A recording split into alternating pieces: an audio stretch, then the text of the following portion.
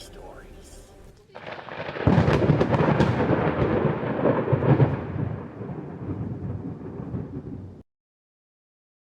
My very first memories are like a stack of Polaroid pictures. The colors are hazy. None of the scenes are in themselves a full memory. I remember speaking to my mother as a young adult, describing a chair by the door, a Christmas tree, the brick, fireplace, a phone being slammed down, police coming to take my father away. Although surprised by my memories of that event, she colored in the lines, telling me that her husband, my father, broke her nose, and she ran away with us and never looked back. We spent that Christmas in a home for battered women. I was 3 years old. My childhood story is unfortunately not unusual. In fact, there are many battered men, women, and children in the world who suffer in silence every day. But those victims of domestic violence are ones that the general public understands. If I were to share the horrific stories of my grandmother being beat up by my alcoholic grandfather, the story of my mother's nose broken by her angry husband, or even the sexual abuse of a childhood friend, most would agree that they too have experienced something similar, or have stories of their own friends and family members who have suffered the same. However, I am here to talk about being a victim of another kind of domestic violence, the kind that has no face. I realize now that I have the perfect personality fit for sociopathic behavior as well as perpetrators. My eagerness to please, kind smile, and trusting attitude help me make a lot of friends, but also lead predators to my door. I was raised in a good Christian home with a loving stepfather who had a kind smile.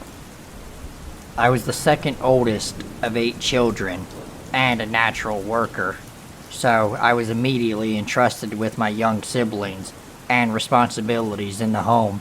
Because I found joy in serving others, I really didn't miss out on the social activities and events that most normal teenagers had. Since we were poor, we also didn't have much money for those things, so I found solace in my church youth group and artistic endeavors. As a Midwestern believer, I was taught that my body belonged to Christ, and that I was only to give it to a man in marriage. Dating and such was a sin. In some ways, this sheltered life protected me from many of those earlier bad choices that one makes. However, I was definitely not prepared for the real world when I moved out on my own at 18. I moved in with my grandparents several states away to Seattle. In the summer of 1998, I had one friend who lived 2 doors down, who I had spent summers with since I was a kid, swimming in our family pool.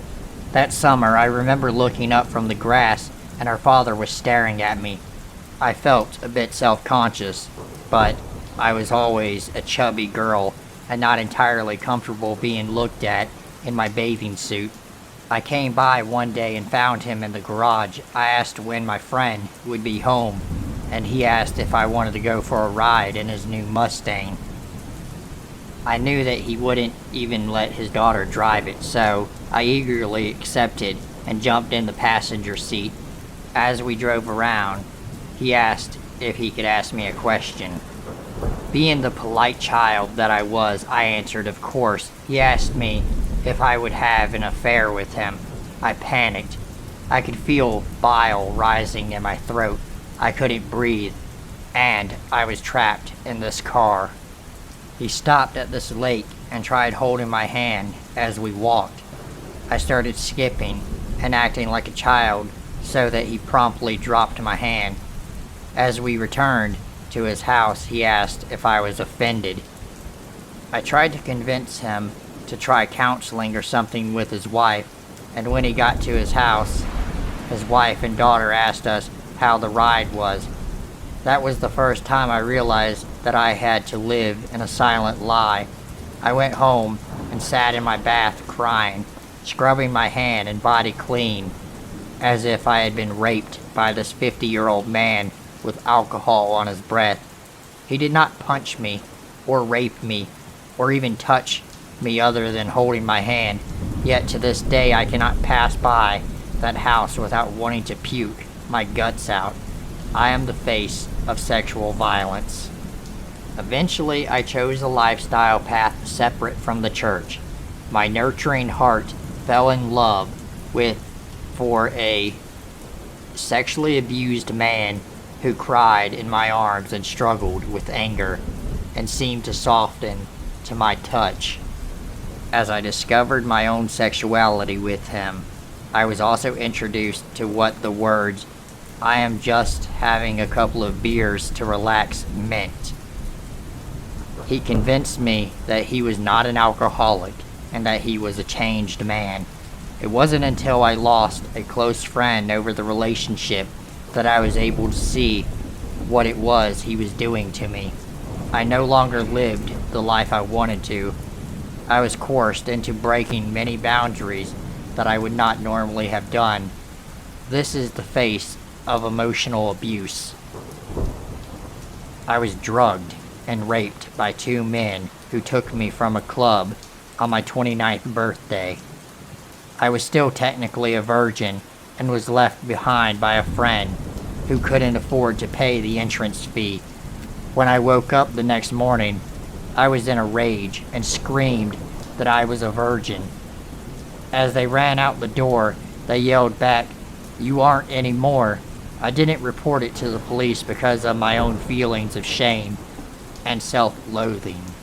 I chose to go to the club unsupervised. I chose to put my drink down. I chose to dress provocatively. This is the face of sexual abuse. My next few boyfriends gave equal trade, love and companionship for sex. I didn't seem to take note of my boundaries being pushed so far. I didn't even recognize them anymore. One day a boyfriend choked me while pleasuring himself. His hand crept around my neck, and his look was violent towards me. He loved making me answer the question, "Who does this belong to? This belongs to me, right?" When I tried to break that relationship off, he wouldn't stop calling me, showing up at my door with flowers and treats, texting me all hours of the night, trying to win me back and abuse me again. My last relationship started out very different. The cool guy acted like he really didn't care, rather I called him. Then he jumped full in, telling me that he risked getting fired to spend New Year's Eve with me. He showed up in a tuxedo and swept me off my feet. His stories about being in the military and a sniper didn't even bother me too much at first. He knew my stance against weapons, but he had a strong voice for gun education, and I accepted his stories as truth. Within a month, he was declaring love to me, telling my friend he wanted to marry me, and asking permission for my hand from my family. He would say things in confidence about his work, that he was undercover, that he did government contract work, and some things that made me question his words every day. When I ran a background check on him to stand up for what I believed were lies, nothing came back, and he presented documentation for a few of the things that I had questioned. Manipulating my embarrassment, he made me feel shame for not trusting him, and I rarely questioned his past again. I remember the time he told me that he killed over 35 people in war, and got teary-eyed talking about one of them being a child soldier. I cried over these lost souls, and my tears fell on his face, and I felt we had truly bonded in that moment. I again took on the role of a savior, and felt that he had entrusted me with his wounded heart. Within a few months, more and more lies came out, and it was hard to trace any truths to the words that he was saying. As he appeared more and more delusional, I requested some space and for him to move out. That night, when I didn't come home for fear of retaliation, he destroyed our home with his bare hands and smeared his own blood all over the place. He texted me his bloody hand saying, "Look, I bled for you." As I read some of the stories of other women and their accounts of physical, sexual, and emotional abuse, I began to feel really angry. In my own life, the only person who had seen justice for domestic violence was my ex-fiancé, and that took 10 months of legal battles and the support of the prosecuting attorney's office. If I hadn't had their support and a court advocate, perhaps I wouldn't have gone all the way through to seeing justice. I am sure there are many more victims who just have to give up because they feel it is not worth the trouble. But most importantly, are you one of those who don't see the domestic violence that you are in right now? I have found my voice after 5 long years. It is still too quiet at times, and I make mistakes that do not always help us survivors claim back the rights to our bodies, but I keep trying. I keep my head held high. When someone pushes beyond my boundaries, I push back. It is time that we all join together and push back. You are not a victim. You are a survivor who has a story to tell. So tell your story, and tell it loud. Practice saying no loud and strong, and teach your young ones to do the same. We are not just one person amid a world of influence, but our voice counts.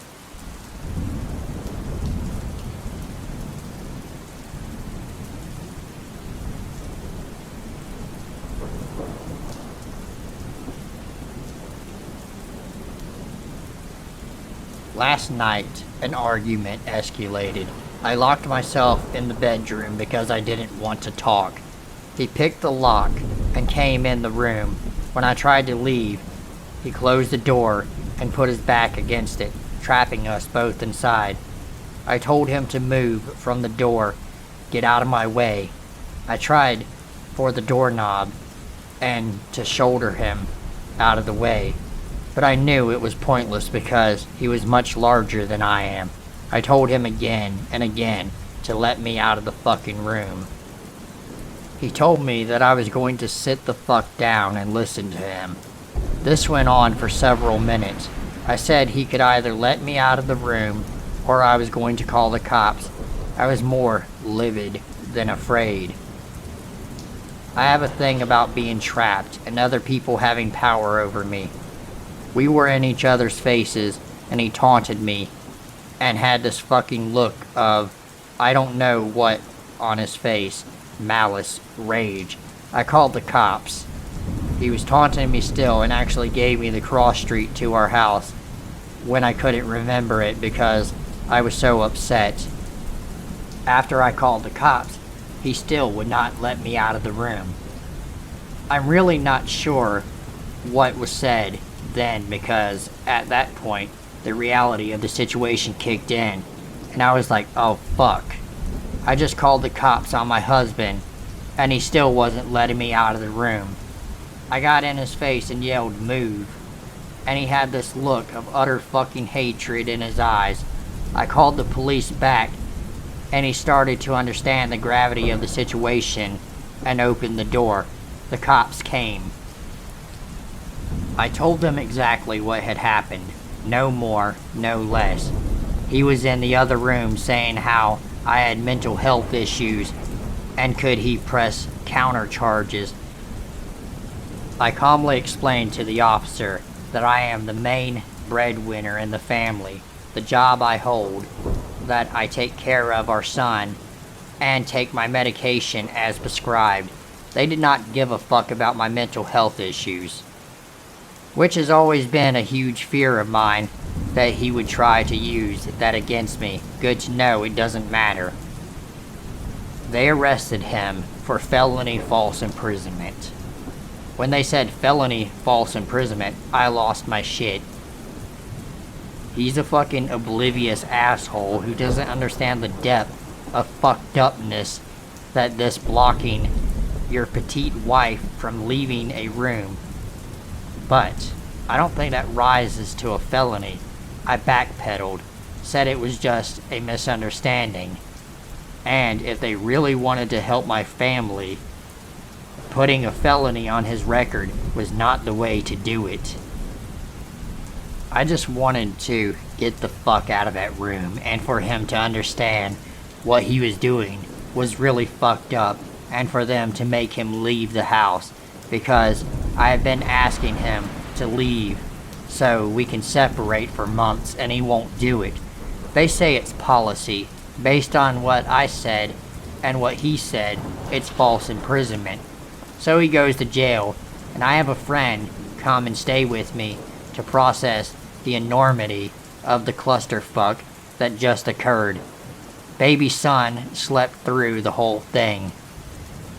At first, I felt really bad for sending him to jail, but then I realized how relieved I was that he was gone and couldn't come home, and I had absolutely no desire to bail him out. I hoped he was okay. I worried for his future employment opportunities, but I was glad he was gone. I had a lot of guilt over whether I overreacted, but I kept trying to tell myself that I didn't send him to jail. He was arrested for trapping me in a room, based on unadored facts relayed by not just me, but him. Still felt really shitty though.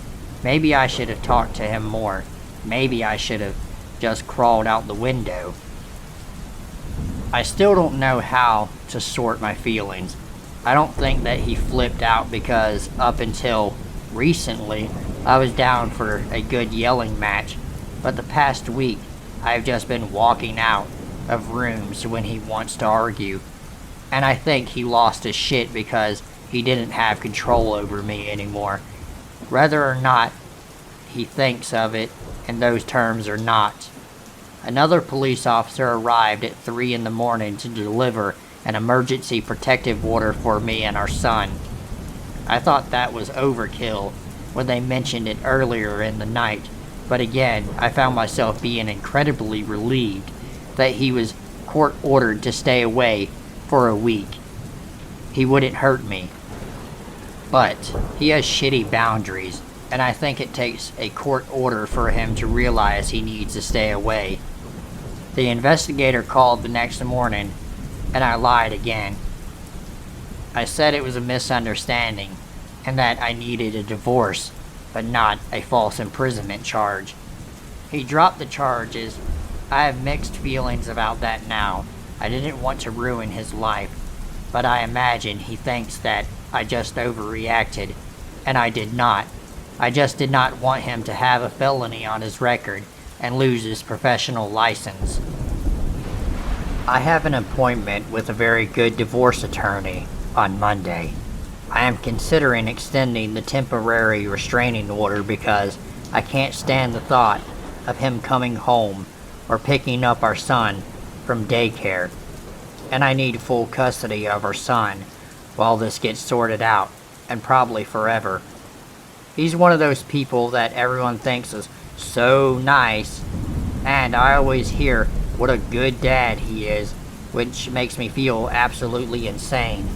But as someone on the inside of this relationship, I know that he is extravagantly nice, generous, always down to help friends move because he has no idea how to form connections with people. He has no close friends.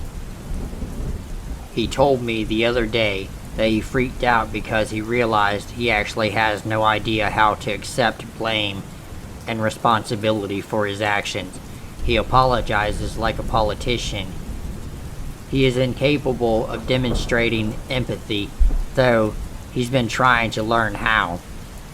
He has really outdated ideas about masculinity, especially compared to me, our friend group, and our progressive urban environment. He did something to our son the other day because he is clueless that if I had walked in on anyone else doing, I would have called the cops. I'm not anxious about anyone else taking care of our son but my husband. I am a better, more relaxed mom when he is not around. He's either an accidental psychopath, narcissist, or just completely fucking clueless. I still don't know if he understood that he did anything wrong. I alternate between thinking I overreacted and thinking that I'm actually a victim in denial. I have no idea how to feel. I do know I have a habit of blaming myself for everything that goes wrong in my life, including things that other people do to me.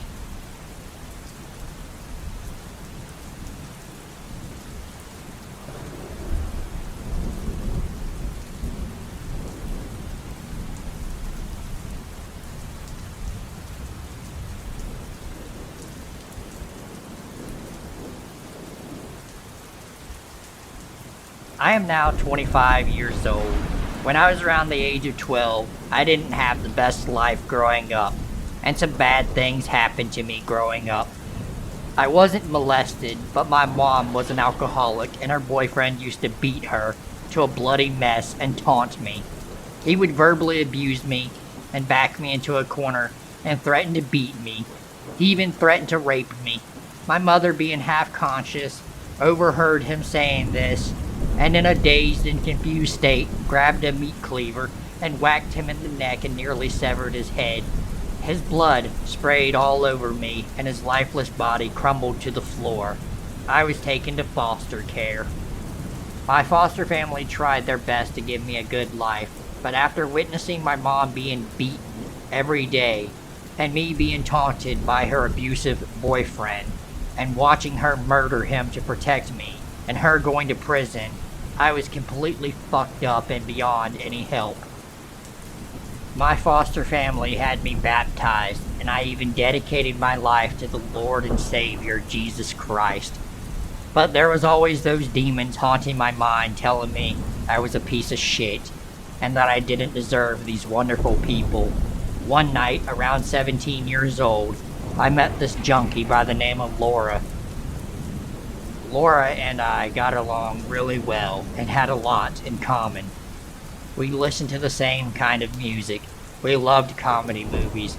Laura was beaten and raped by her father and his friends growing up, and her mother would also lock her out of the house during the winter months and starve her and beat her for talking bad about her father. I could not believe that someone had a worse life than me, but Laura knew how to take the pain away. Laura got me into heroin. Laura and I started using and abusing heroin for the first time in both of our miserable lives. The pain went away, and life seemed beautiful and nothing mattered. I'd gotten a job at a grocery store, but was fired because I passed out during my shift and was taken to rehab. And then, I was released and found Laura again. I got back on the shit. Laura told me how she was supplying her habit, and I agreed to do it with her. Laura and I were prostitutes, and the perverts loved us, and we would make thousands of dollars a week sleeping with men. One day, this rich, successful guy had stopped on the block I was working. He seemed off. He didn't know the lingo, or how to ask properly. Laura told me that he wasn't a real John, and that he was a cop, and to ignore him. The guy informed to me that he wasn't a cop. I believed in him. He was sweet, he was rich, and he had more money than I'd ever seen in my entire life. The guy wanted to marry me. I was like, what the fuck? I felt like Julia Roberts in Pretty Woman, but this guy was no Richard Gere. He wasn't ugly, but he was a bit out there. I told him I could not marry him. He then pulled out a gun and shot me 12 times. I lay in the street. I could hear my friend Laura screaming for help, and I could hear sirens, and I was high as a kite and bleeding out in the street. The police took my statement, and when the detective pulled my personal records, he decided I wasn't worth their time. He knew my mother, and he did not care about the fact I was shot. He didn't care that someone tried to murder me. After I got out of the hospital, I was arrested for possession of heroin and prostitution, which are both felonies. The DA and the police tried to sweep it under the rug, and my friend Laura was intimidated by the police and told to stay out of it. Laura knew she had to do something. Laura went to rehab and got clean and began talking to lawyers. Laura was a key witness in the case. Laura talked to her lawyer, and the lawyer contacted the DA and the police department, and they refused to hear any of it. So the lawyer called the FBI and told them what was happening, and federal agents were sent to question me in prison and Laura.